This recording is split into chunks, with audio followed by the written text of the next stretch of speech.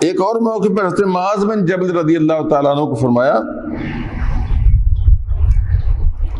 کہ اے معاذ، لوگ زبان کی وجہ سے ہی جہنم میں جائیں گے، لوگ زبان کی وجہ سے ہی جہنم میں جائیں گے۔ اب بظاہر یہ ایک فکرہ جو ہے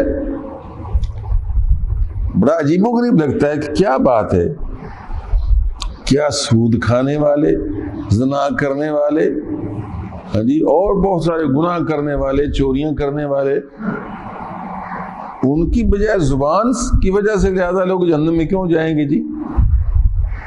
لیکن سچ پوچھو تو یہ زبان ہر جگہ استعمال میں آتی ہے۔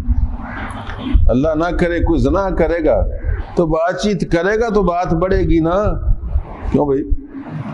بات کرے گا چاہے ٹیلی فون پر کرے یا زبانی کرے، بات کرے گا تو بات بڑھے گی۔ اور چوری کرے گا تو پہلے پروگرام بنائے گا، کہیں جھوٹ بولے گا، کہیں سچ بولے گا، کہیں ہیرا پھیری کرے گا، کہیں کچھ اور بات کرے گا، جا کہیں رہا ہوگا، تو زبان کو استعمال لائق میں لائے گا تبھی چوری تک پہنچے گا۔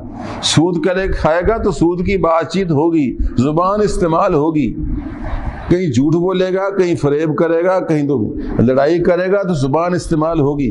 یعنی زبان ایک ایسا ہتھیار ہے جو ہر گناہ میں ہر وقت استعمال ہوتا ہے۔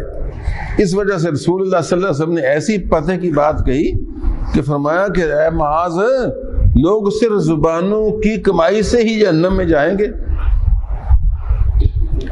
تو اس وجہ سے جس نے اپنی زبان کو قابو میں کر لیا وہ اس نے جہنم کا دروازہ بند کر دیا۔